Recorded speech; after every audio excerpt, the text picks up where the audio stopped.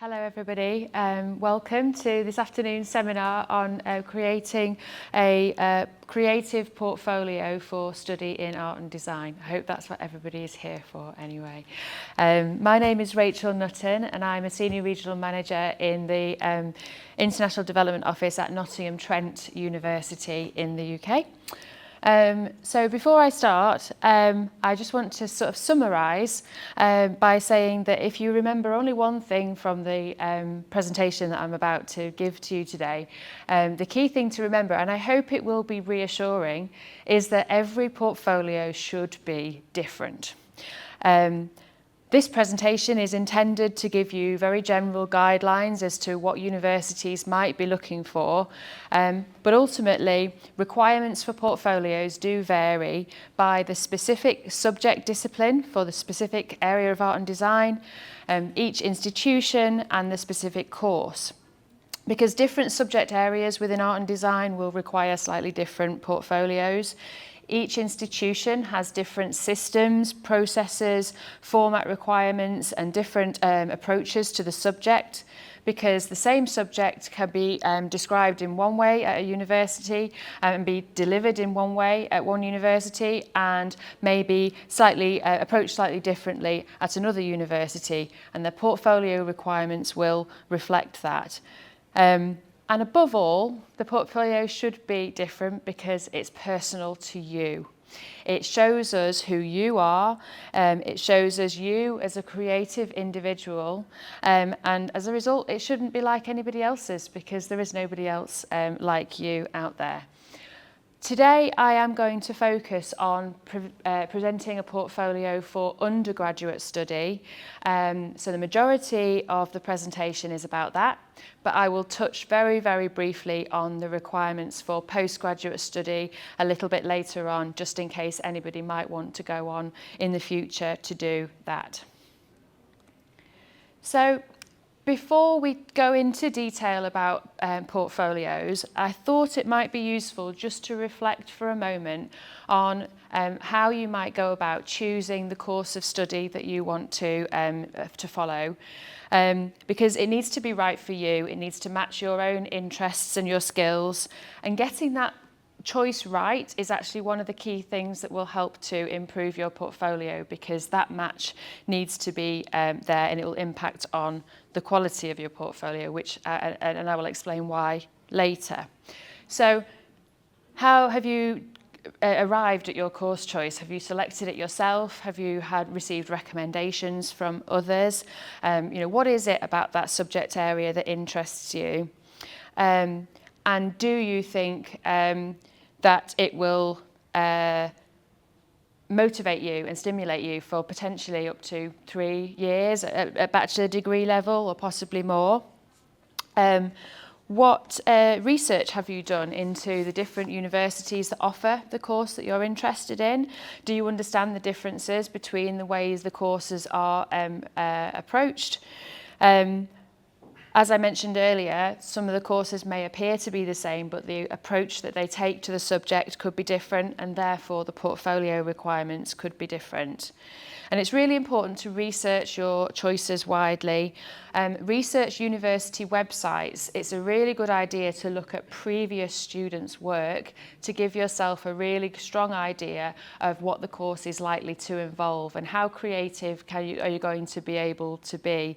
And of course, what you produce will be different to what all the previous students have produced, but it might just help you if you are deciding between courses to do that.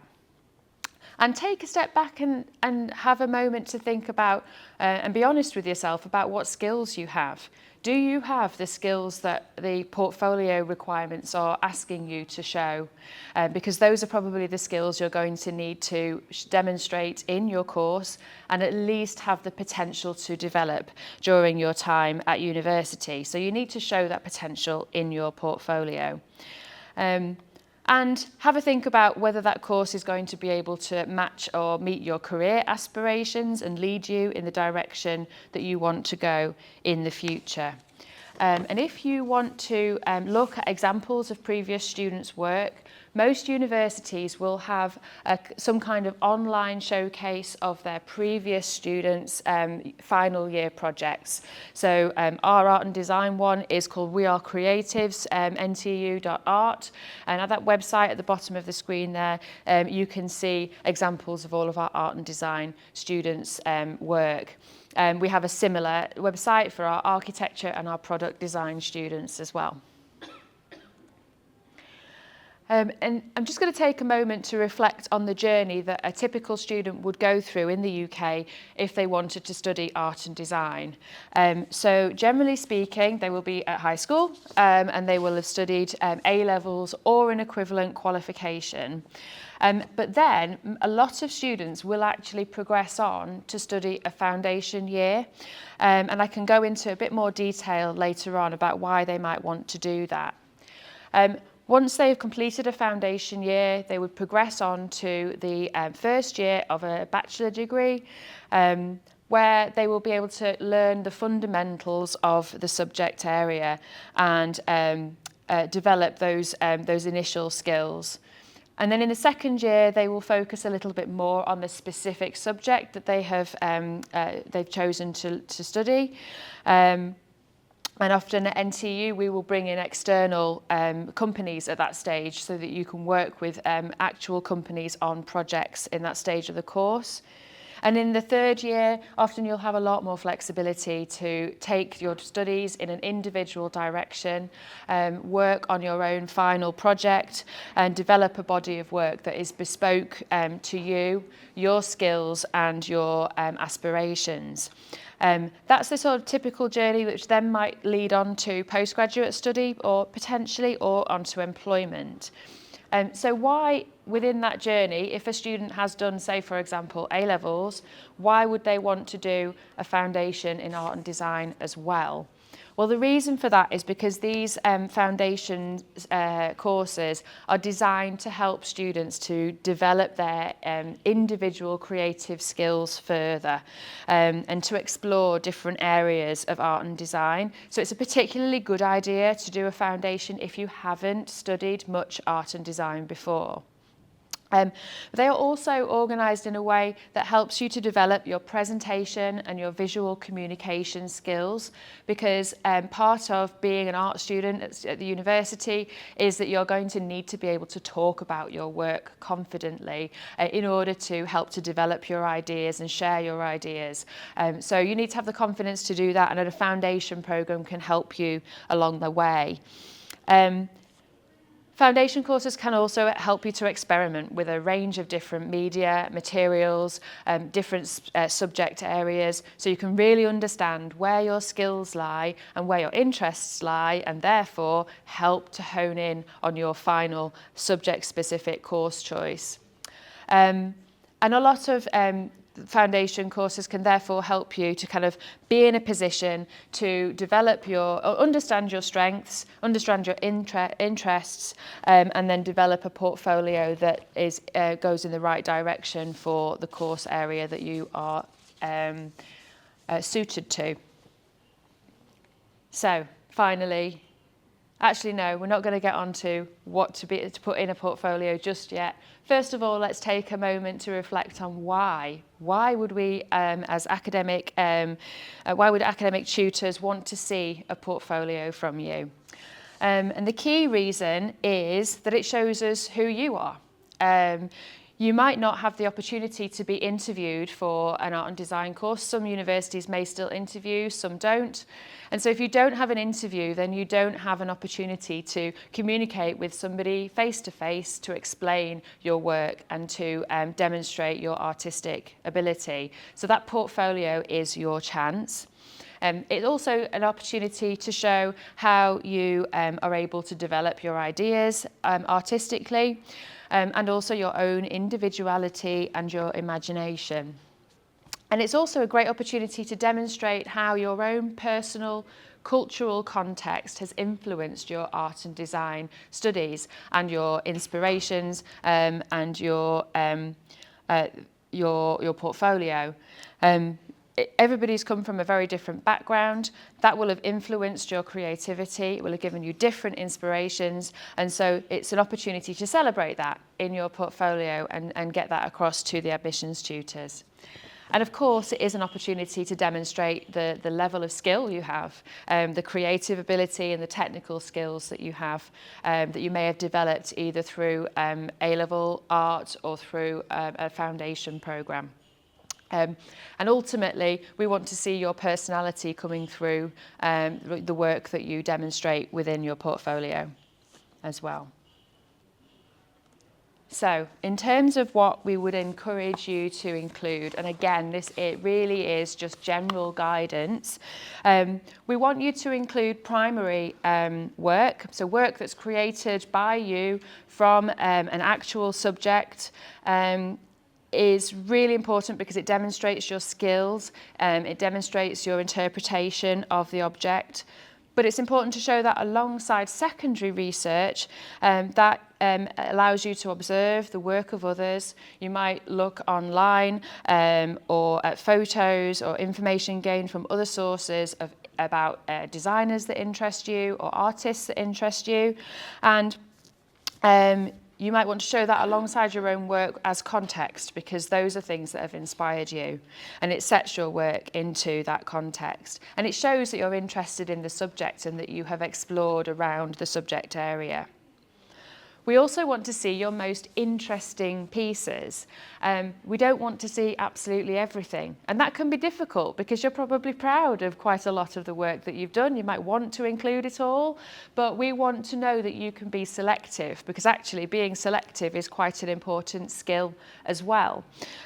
So you do need to pay great attention to how much you include and what pieces you include, so that you pick the right ones, but don't go too far and over edit, because obviously you want to make sure that you show enough of the good stuff. We also want you to experiment and use with a range of ideas, a range of media and materials.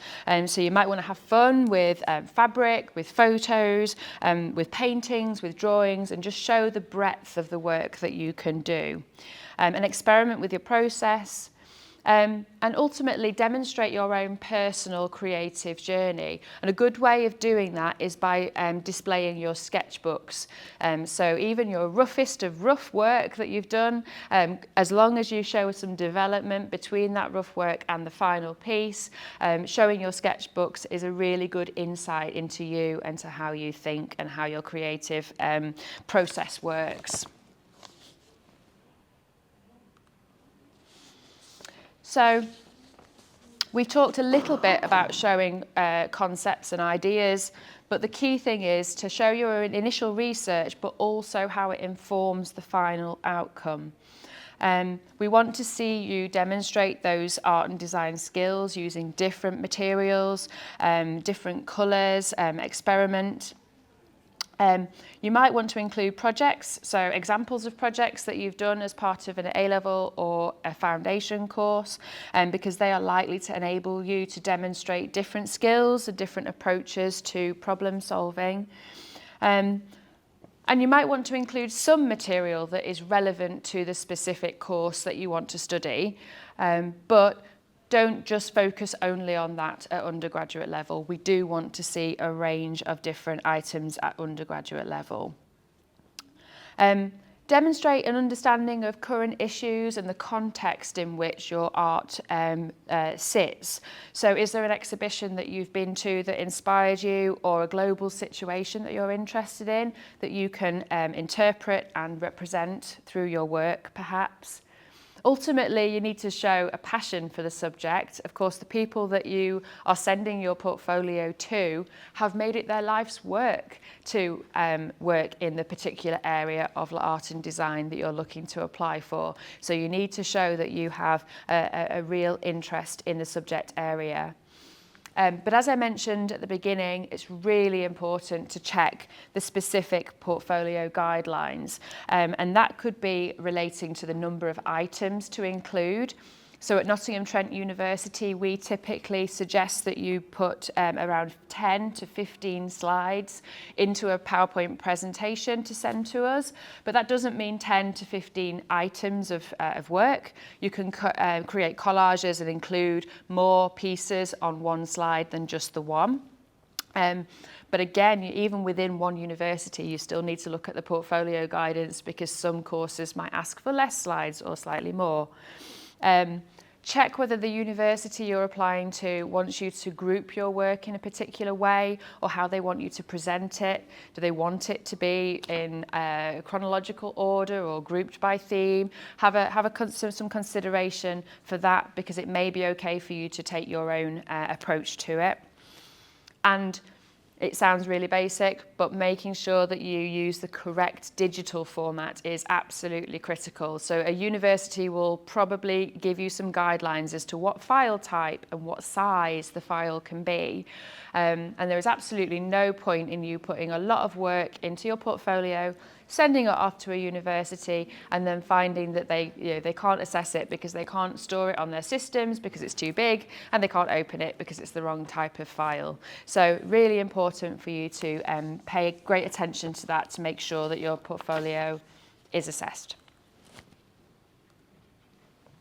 So I want to just bring to life a few of the concepts that I've talked about so far in terms of the types of content that admissions tutors might look for.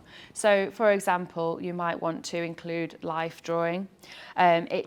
Observational life drawing demonstrates a skill that can be very difficult to do, and drawing is a really important starting point for many of the creative subjects, so it is likely to be universally worthwhile including it.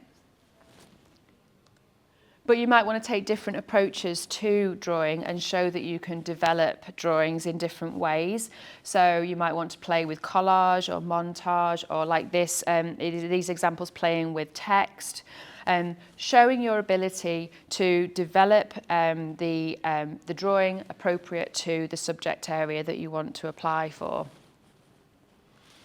And then you could show that you can use a range of media while also developing your ideas. So here you've got a line drawing that was where a section has been taken, and then there's been exploration on different ways of approaching that section through different media, different colours, and that's showing development of the idea as well. And you might want to include some items that relate to the specific subject, as I mentioned before. So this student is a fashion design student. They wanted to study that course, so they decided to include in their portfolio some items that look at the use of print on garments within their portfolio. And we don't want to see just a black and white portfolio, so have fun with colour as well while you're creating it.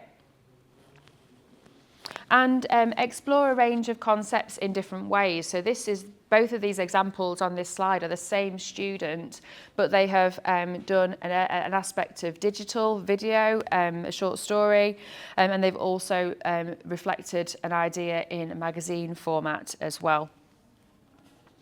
And the magazine format was particularly relevant to their subject area because they were looking to apply for graphic design.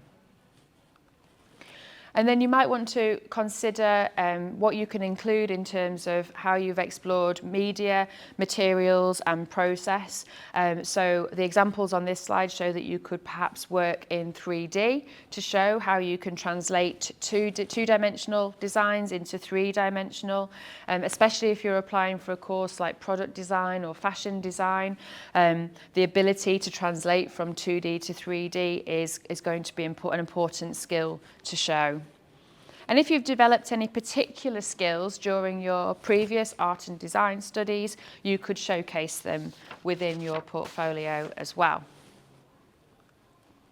And then I've mentioned a number of times this idea of developing your ideas and not just showing us the final piece of work. What we want you to do is show us your creative process and not just jump from the initial idea to the finished piece. We want to see what you've tried along the way, and you know, what options, how you developed your ideas as you went along, and actually showing that journey, or not doing, as the case may be, is actually something that can make the difference between whether a portfolio is accepted or rejected. Because if we don't see enough of that creative process, we don't understand enough about the way you work, and it makes it very difficult for us to assess your portfolio and the level of critical thinking that you are able to do. And I mentioned about using sketchbooks. Ultimately, sketchbooks are a window into your personality. They show us how you think, how you develop your ideas. And the next few slides are really there to illustrate that there is no one way to demonstrate sketchbooks, or no one way to show the content. Just show your journey. So different students play with colour in different ways. They might use annotation to explain projects, and that's a really good thing to do, because it tells the admissions tutor what you were thinking and how you developed your ideas. If you want to study a course like photography, the chances are you've probably taken hundreds of photos, so you do need to be really selective to show that you have can create a range of different work. And as we were talking before about digital guidelines, if you are going to include digital work, then it is important just to make sure that you're clear on the types of skills that you might be being asked to demonstrate, and also the formats that you can provide your work in. So to summarise then from those slides, what we want to be able to see is your process. We want to see that you can apply and select colour and media for the outcome that you want. We want to see your technical skills that are appropriate to the subject that you are applying for. We want to understand that you can communicate your understanding of the design process from the concept through the development to the final application. We want you to demonstrate your originality and your personality and your creative approach to problem solving. And this example sort of shows everything and also shows that annotation. So if you think about it, art is meant to be interpreted by the person who is viewing it, and it can be interpreted in many different ways. So it's quite important for the admissions tutor to have an understanding of what you were thinking when you created it, and what did you intend, so that they can understand why you went about it in the way that you did. And that's particularly important if you were experimenting with interesting processes or perhaps unusual materials. A brief description of what you were doing and why can be helpful. You don't need to write a lot, just something brief is helpful. And then I've just popped a couple of there are a couple of examples there of more advanced portfolios for students that might be looking at applying for second or third year entry to a programme. And so I said that we would focus very much on undergraduate, but at the postgraduate level, typically postgraduate art and design study will follow a period of creative undergraduate art and design study. Now, it doesn't always have to. You can sometimes get into a postgraduate course without having had that background, but generally speaking, most students will have done an undergraduate degree already. And as a result, they will already have started to specialise and understand what specific subject area they want to work in, and they have developed their skills to a higher standard. And they'll have developed their own personal style as well. So therefore, a postgraduate portfolio would be more focused on the specific subject area, whereas an undergraduate portfolio would contain more of a range of pieces from different disciplines. A postgraduate portfolio will be more focused and show direction, and will demonstrate a high level of critical inquiry. A large proportion of many master's degrees is personal project focused, so you do need to show that you have that ability to undertake independent, individual study with your own work. You might want to include in a postgraduate portfolio examples of projects that you have undertaken at undergraduate level, because they will probably be in the direction that you are travelling in terms of your future. And generally speaking, they will include more advanced creative and technical skills. So an undergraduate portfolio is demonstrating potential, and a postgraduate portfolio is going to be more sophisticated and more developed. So some common mistakes. We do tend to find that sometimes students just include too much of the same type of work, and at undergraduate level we do want to see that range. Sometimes students are scared to show us the early work, you know, those very, very rough sketches that they don't see as being refined, and they just want to show us the final finished piece, but that doesn't tell us everything that we want to know about you. So it's really important to show that development. It can even be possible to show mistakes, because you know, as long as you understand why something didn't work out and you can rectify it, a creative failure or a creative mistake is still a creative act. And as long as you can explain it, then it could still potentially be included. Copying other people's work is also another common mistake. It is important, as I said at the beginning, to explore secondary research and browse designers and artists that you are inspired by, but it's really important not to confuse inspiration with copying, and to draw that line between the two is very specific. So it's important to make sure that you stay on the right side of that and focus on creating your own work with just the inspiration from others. Sometimes we don't see annotations, and therefore we can't fully appreciate what the artist was intending from the work that they are producing. Or a portfolio could be badly organised. So it should be like a book, a kind of a start, a middle, and then a strong finish. We want to see a portfolio that is focused on the content and what's in there, and not just the way it's presented. And anything that gets too complicated or too fancy can sometimes detract from the content. So it's important to focus on the content itself.